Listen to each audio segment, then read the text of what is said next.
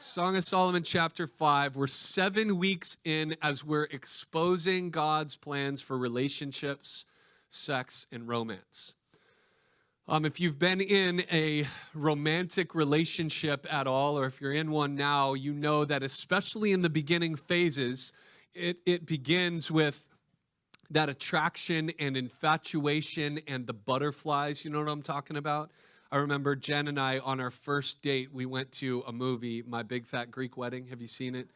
That's our first date movie. So when you see it, when you see Twyla on that movie, I want you to just think about Kevin and Jen, okay? So we're sitting in the movie theater, and I remember the moment when I grabbed her hand, and I was watching the movie, but I don't remember any of the movie from that point forward. You know that flutter feeling, it just kind of like takes over. Your mind is so overwhelmed.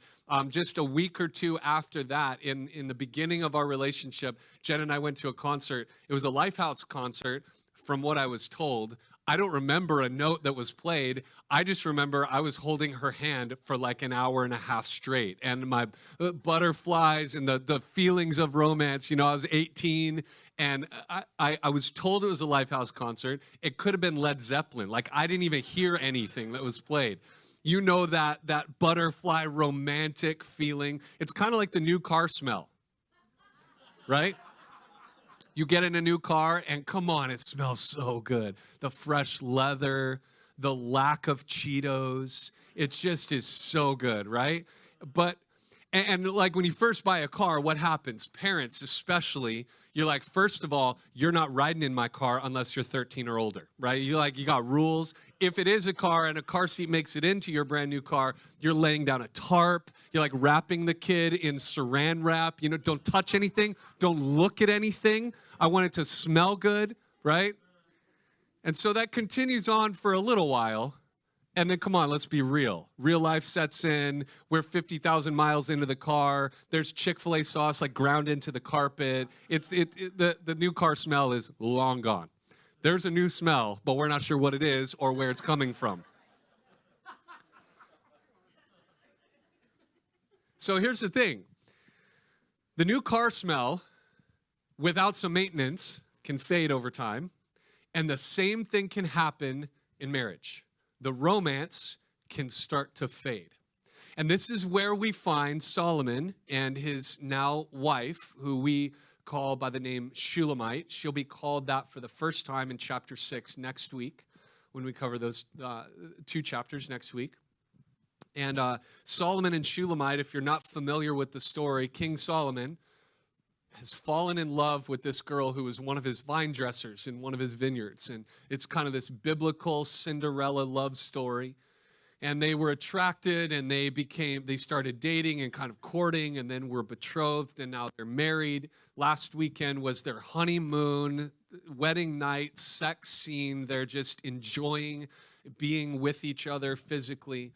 And then today, we're maybe a few months or maybe a few years into the marriage. And now they hit this rough point that's so real. Listen, I love the Bible because it never dodges the hard issues. It's going to deliver it straight on. So let me set the scene for where we are today. Solomon comes home unexpectedly. I don't know if he came, it was his lunch break and he was unannounced, whatever it was. He comes home, the door's locked, he's knocking on the door, and you're going to hear it. He's calling out, using all of these loving terms for his girl. And the Hebrew word that he uses when he calls her my love is a sexual term. He's using that for her today. So we know what's on his mind, okay? We talked last week that men are kind of like microwaves, ready in an instant, and women tend to be more like crock pots and need to simmer for a little while. And so he comes home for a little unexpected romantic rendezvous, and guess what she says? I'm already in bed. I don't have time to get up right now.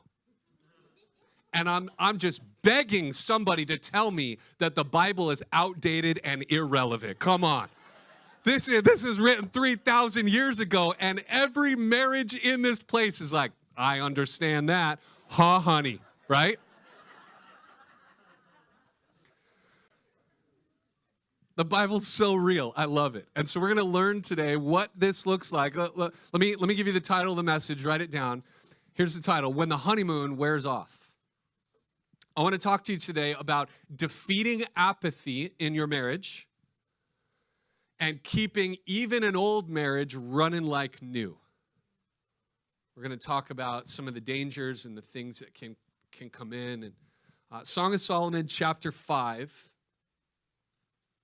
We're going to start in verse 2. Let me set the scene. She's, again, this is probably years into their marriage. She's asleep. She's dreaming. Now she's recounting the dream that she had. Chapter 5, verse 2, she says, I slept, but my heart was awake. So we know that this is a dream setting. A sound, she says, my beloved is knocking. And now listen to what he says. Open to me, my sister, my love, my dove, my perfect one. Solomon's got something on the brain right here, okay? He's in the mood. He says, for my head is wet with dew, my locks with the drops of the night. But then here's Shulamite's response. I put off my garment. How could I put it on? She's like, I'm in bed in my PJs. Come on.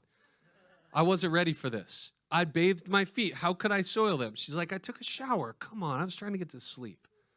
This is the moment where one or the other spouse is in the mood and the other spouse is like fake snoring on the other side of the bed. Come on, let's be real here. Oh, I'm sound asleep. I have a headache. Right? This is Shulamite. I just took a shower. How could I get out? She's delaying going to the door. Verse 4. My beloved put his hand to the latch, and my heart was thrilled within me. I arose to open to my beloved, and my hands, she says, dripped with myrrh. I'll describe that later on. My fingers with liquid myrrh on the handles of the bolt. I opened to my beloved, but my beloved had turned and gone. My soul failed me when he spoke. I sought him, but found him not. I called him, but he gave no answer. The watchmen, now remember we're in a dream here. The watchmen found me as they went about the city, and they beat me and they bruised me. They took away my veil, those watchmen of the walls.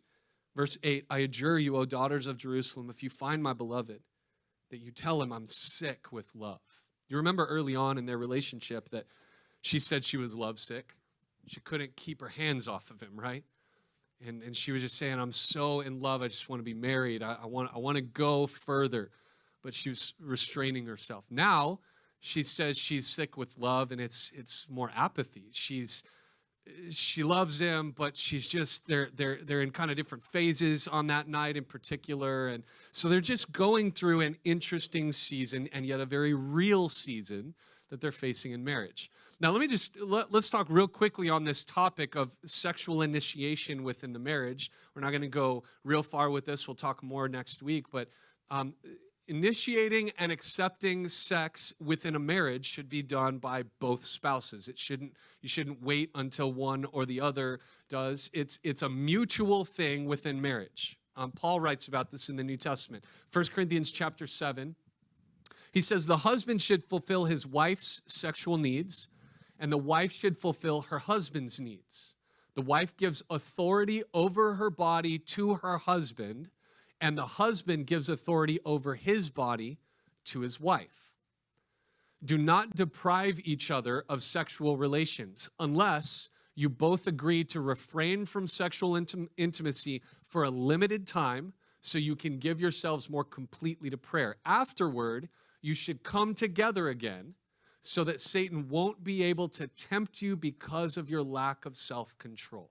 And there it is in black and white that God has given us within marriage the gift of sex to bring us together, to keep a married couple bonded. Now, here's something crazy that happens in relationships.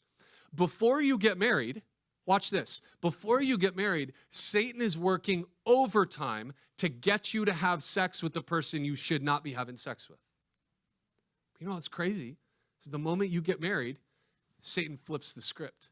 And now he's going to be working to make sure that you don't have sex with your married partner, with your husband or your wife. He's going to try to drive you apart. So here's what he's doing. Satan's going to try to use sex as something that was a God-given gift, but he wants to use it as a weapon against you. Before marriage, he wants to use sex, get you guys sexually active before marriage because he knows the destructive power of sex outside of marriage. He wants to destroy you. But then within marriage, when it's a God-given gift and something that should be happening regularly, he wants to drive a wedge between you and your spouse so that that never happens, because Satan also knows the value of sex within marriage and how it keeps a couple, how it brings a couple together, unites a couple, creates deeper intimacy within marriage. It's amazing how this works. And I want you to know that sexually within a relationship, there is always a battle raging. It's much more than just a physical act. It's a spiritual thing. And Paul is talking about that there in 1 Corinthians chapter 7. So let's talk about this for a moment. So we're in the season now where they're dealing with some conflict. If you were here early on in chapter 2, we talked about how Solomon told her, let's catch the foxes who ruin the vineyards. And the idea was resolving conflict and dealing with issues within the relationship. So I want to give you 4 things that we learned from this scene. And the first one deals with foxes. Number 1, write this down. Keep the foxes out, but beware of the fox within. Now, we should do everything possible to prevent sin, both personally in our lives and as a couple in our marriage. We should do everything that we can to prevent sin from getting in, but let's remind ourselves that we were born with sin inside. Let's keep the foxes out, but let's just remember we have a fox inside. There's always issues wherever we go, because you've heard it said, wherever you go, there you are. And so many people love to just blame all the problems on everybody else. If I just got out of this marriage, if I got out of this relationship, if I just left this church, if I just got a set of new friends, if I just moved to a new city, and then there's this track record of skipping around and the same problems. We like to blame everybody else. And although we should be as preventative as possible to keep as many of the foxes out as possible, let's just be reminded that we have a fox within.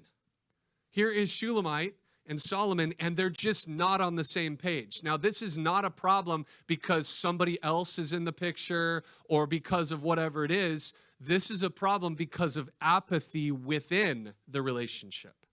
A fox that is already in. And this will be, I'll just warn you, within marriage, within any relationship, something you have to constantly be working to defeat for the life of the relationship. If any relationship, and we're talking today in the context of marriage, but please understand, single people, dating, whatever phase of life you're in, almost all of these principles apply universally to relationships and dealing with people. If you want a relationship to succeed, you have to kill the apathy that easily comes into the relationship. And it often happens through blame shifting. We see somebody else and we want to blame them. Blaming is easy, but resolving the conflict is the goal. And see, blaming is often where marriage counseling starts. Husband and wife going through something, want to sit down and talk, and oftentimes the fingers are pointed across the room at the other person. I can't tell you how many countless couples I've told them, listen, you're not going to try to fix him, and you're going to stop trying to fix her. You have to start by working on yourself. The fox is inside, okay? Let's stop just shifting the blame as though they are always the problem. And let's learn to take the blame ourselves. The fox is inside. Now, verse 5, we learn from Solomon something interesting here. You'll notice that by the time she finally got out of bed to go get Solomon and let him in, you'll notice that she said when she touched the door handle, her hand dripped with liquid myrrh. Now, that's not just, although that is beautiful and poetic, it's not just beautiful and poetic. This was an actual cultural thing that young men would do when they had gone to see their girl and just missed her. What they would do is they would leave, it's basically a love note. It's this aromatic, lotion-like myrrh that they would leave on the door somehow that would basically be an indicator that they had been there and they just missed each other. It's a much nicer way than Solomon like writing in the dust. Solomon was here, But same idea, just much more romantic. she gets there and she's delayed because she's been apathetic at getting out of bed and going to meet Solomon. And by the time she gets to the door, he's gone. But he's left this basic, it's like he left a love note for her, which is amazing to me because we have to understand Solomon could have been very hurt, could have felt very rejected because of her apathy in this situation. He could have yelled at her. He could have called her names in an extreme setting. He could have done what some would do and leave and go find somebody else. But no, he left this basically love note to say, I was here. I wanted to remind you that I love you. And that's what he's doing through this visual. So write this down. Here's number 2. Don't forgive because they earned it. Forgive because it's right. If we wait for everybody in our lives to earn our forgiveness, guess what? We won't be forgiving many people.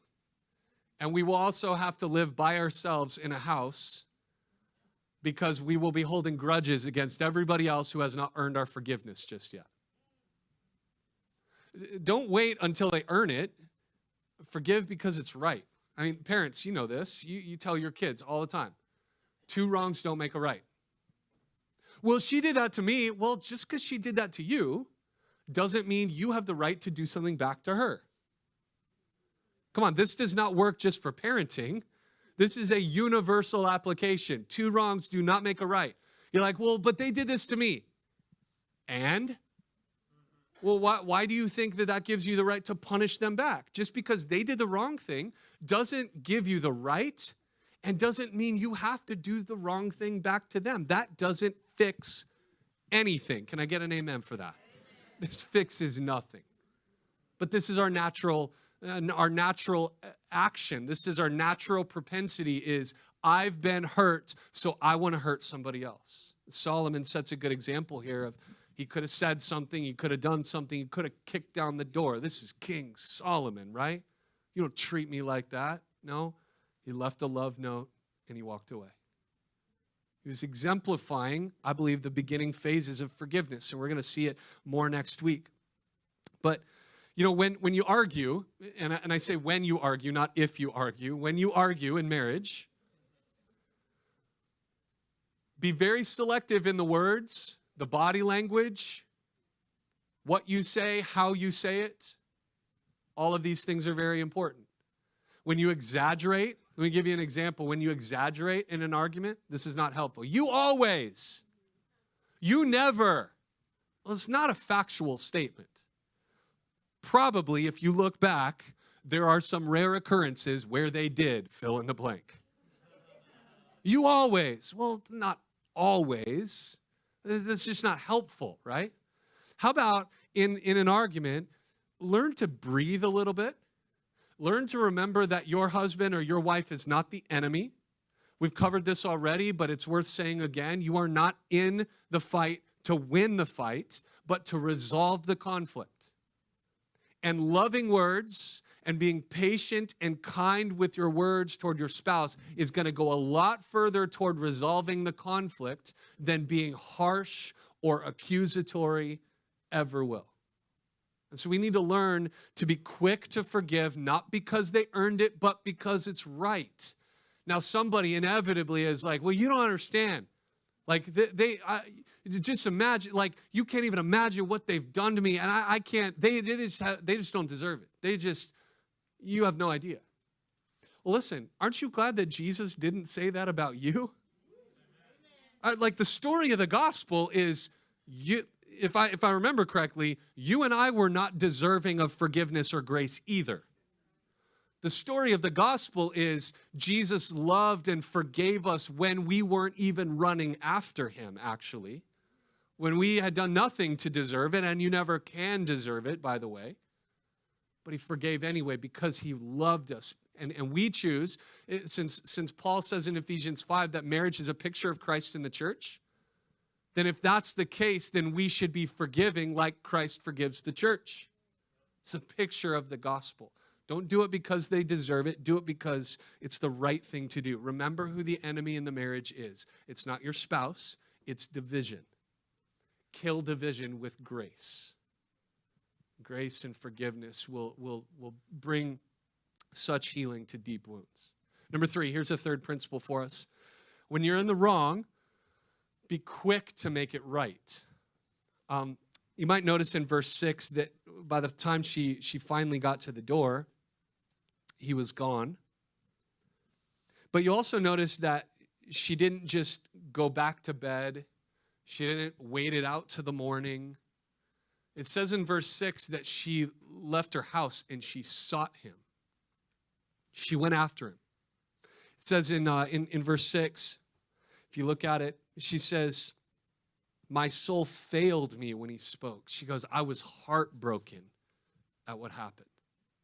So she put on some clothes and she went out under the cover of darkness to go find him. She sought him. The Bible says in Ephesians chapter 4, verse 26, not to let the sun go down on your wrath. There will be lots of temptation to just give it some time and she'll get over it. Give it some time and it'll kind of just work itself out in your marriage. This is not a healthy approach to resolving conflict in your marriage. You have to deal with problems. Remember, get the foxes out, right? But sometimes the fox is within. You got to even work at getting the fox inside out. And a lot of that is when you're in the wrong, be quick to make it right. She went out of her way quickly to seek him, to go find him. She wasn't going to wait until the morning. And conflict's going to happen. And so we have to learn to deal with it quickly. We need to be gracious with it when we deal with conflict. But we also need to deal with it quickly in an appropriate setting. Parents, not in front of the kids. Sometimes it is best to just give it a little bit of a break and let everybody cool down and take a breath, and that's okay, especially if you're tired, especially if you're hungry or hangry, right? You don't want to cross somebody who's hangry. Consider the time. Consider what's going on. Is now the right time to work this out, but don't wait too long. Especially if you're in the wrong, be quick to make it right. This is humbling. It's challenging.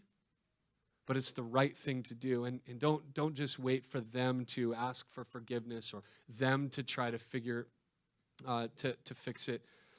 And in verse 7, you might notice that she says in the dream what happened was the watchman found her and beat her and bruised her. Again, this is a dream setting, but I wonder if in her dream, it's her subconscious is even reminding her that apathy will always lead to agony in some way in your relationship. When you stop caring and you stop investing, it will always, in some way, even in small ways to begin with, lead to agony. There will always be consequences when we become apathetic in a relationship. And so I just love this picture of her going out and facing the darkness and going through some challenges and leaving her comfort and her excuses behind to pursue her husband, because I feel like this is a picture of marriage. Picture of marriage is us leaving our excuses, leaving our blame, leaving our comfort, and going after that guy or that girl that we're married to. Going and pursuing them. Whether they're right, whether they're wrong is beside the point. We're going to get back together. We're going to go and pursue and love and choose forgiveness. It's a picture of the gospel. When you're in the wrong, be quick to make it right. Now, I do want to give you a word of caution, especially when you're arguing in a relationship. But this goes for any season of life. Be very careful who you counsel with. Be very careful whose voices you're allowing into your life. At any phase, but especially when you're arguing. You're emotional, your spouse is emotional, and if you turn to the wrong person, you might start getting advice about you deserve better. You get out of that, give them a piece of your mind. That's not the gospel. Be very selective with which voices you're going to start listening to when you're arguing. And thankfully, Shulamite has some girlfriends who are wise voices in her life that ask her a leading question that help her remember how much she loves Solomon. Watch this in verse 9. They ask her, what is your beloved more than another beloved, O most beautiful among women? What is your beloved more than another beloved that you thus adjure us? Here's what they're saying. Tell us a little bit about this guy. What was it that made him stand out to you so much? And so this jogs her memory. And as her memory gets going, she's reminded of how much she loves Solomon. Watch this, verse 10. My beloved is radiant and ruddy, distinguished among 10,000. She goes, my husband is fine, okay? That's the translation of verse 10.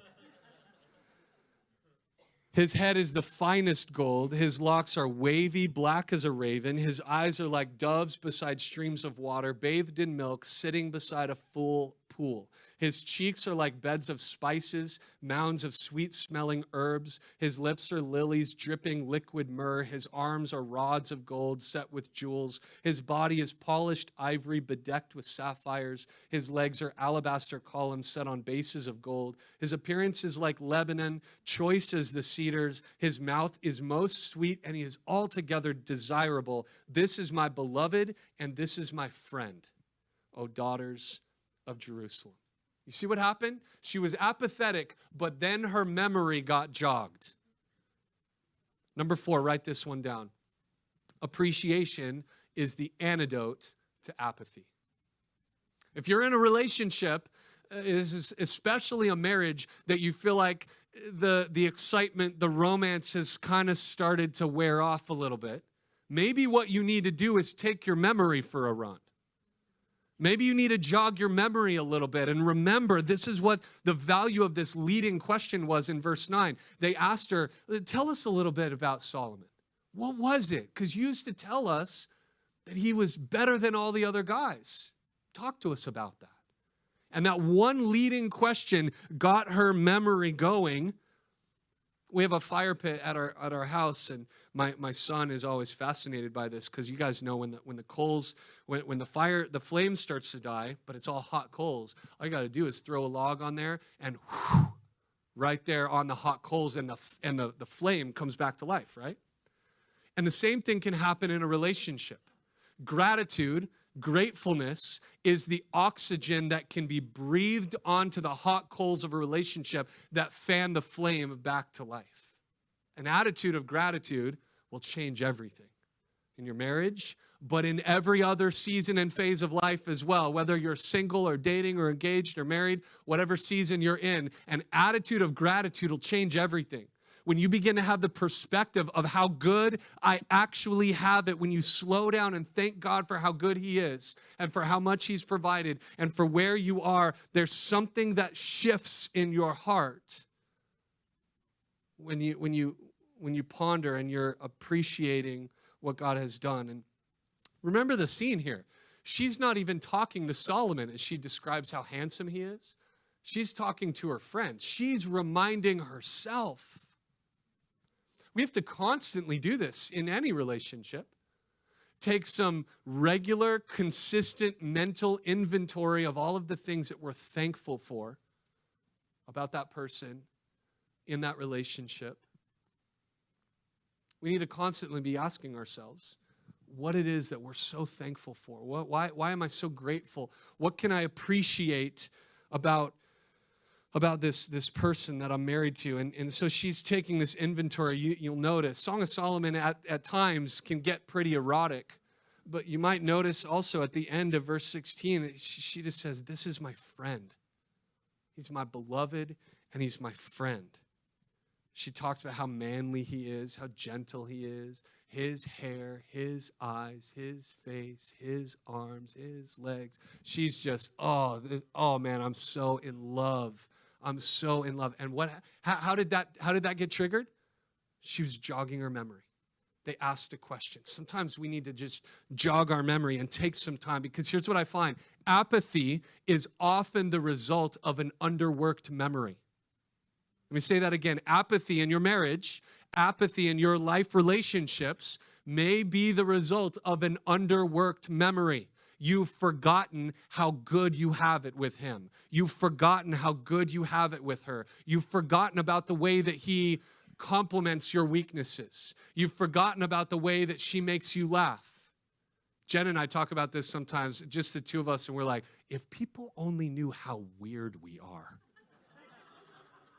Any married people can relate to this. You talk in weird voices, you say weird things, and Jen and I are like, we can never tell anybody that we just had that exchange just now, right? Like, we're weird. We're weird. People would never even believe that. You hear some of our conversation, you're like, you're my pastor? Yeah, you're weird, man, right? Like behind the scenes, just think about it. Take some time and do some mental inventory. Man, we have fun together. We laugh together. Think about the things that attracted you to him or to her when you first saw him, when you first started falling in love with her. Now, some of you are in really deeply damaged relationships. And you're like, Pastor Kevin, you have no idea. It's impossible for me to find something good about the relationship that I'm in. Can I jog your memory and remind you of the commitment that you made to him or to her? Your vows that you said, for better or for worse, for richer or for poorer, in sickness and in health, till death do us part. And what I add when I do a marriage, till death do us part or the Lord returns. I'm going to pursue him. That's marriage, right? Somebody goes, I just don't know if my spouse is the one anymore. I just don't know. I mean, it's a mess. I don't know if he's the one. Well, let me speak to that. Because you could be correct in that before you got married, he or she maybe was not the one. Maybe you shouldn't have. But listen, you did, and now they are the one. Like it or not, this is a covenant. It's not based on feelings. It's based on, I'm committed. I've said my vows. Now, I'm not saying you are to live and tolerate an abusive relationship. I'm not saying that there are no times to call the police and set boundaries. Sometimes, in some extreme cases, you need to do that. But you're committed to the marriage and to the relationship. Apathy sets in when we forget how good we have it. And listen, if we'll be committed to killing the apathy in our marriages, even an old marriage can run like new. Jen and I, in just a couple weeks, will celebrate 15 years of marriage. I can tell you, I mean it when I say it, I'm more in love with Jen than ever before. And that's not by accident. We've been intentional, and we've been through some stuff over the years. We've chosen forgiveness. We choose love. I constantly thank God for Jen being the evidence of his grace in my life. I never want to become apathetic and forget how good I have it. But the same thing applies spiritually. If you find yourself in a place today where you are far from God, or you have a relationship with God, but it's just kind of like, whatever, I'll get to it when I can. You've lost the joy that you once had when you came to Christ. I wonder if it's the result of apathy. Because spiritual relationships work the same way. Listen, in a marriage, you have to remember the romance. But in a spiritual relationship with God, you have to remember the rescue of the gospel. So I'm wondering if maybe I could jog your memory for a moment, Christian. If you've lost it a little bit, if you're a little apathetic toward Jesus, can I just remind you, before Jesus, you were headed to hell for eternity, and he rescued you when you didn't deserve it. He shed his blood when it should have been yours. It should have been mine, and he saved us. He's forgiven us. He's called you by a new name. You are a son or a daughter of the King. You are his workmanship created in Christ Jesus for good works that God has prepared beforehand that you should walk in them. You are called and gifted and qualified, not because of who you are, but because of who he is. Is anybody thankful for that today? Come on, let's remember the gospel. Let's remember the rescue of the gospel. If you lose the romance in a marriage, it'll die. If you forget the rescue of the gospel, you'll die. You'll forget how good you have it. Come on, Christian. We got to be remembering constantly. Preach the gospel not only to your friends, but to yourself. Remember how good you have it. Jesus loves you. Never forget that.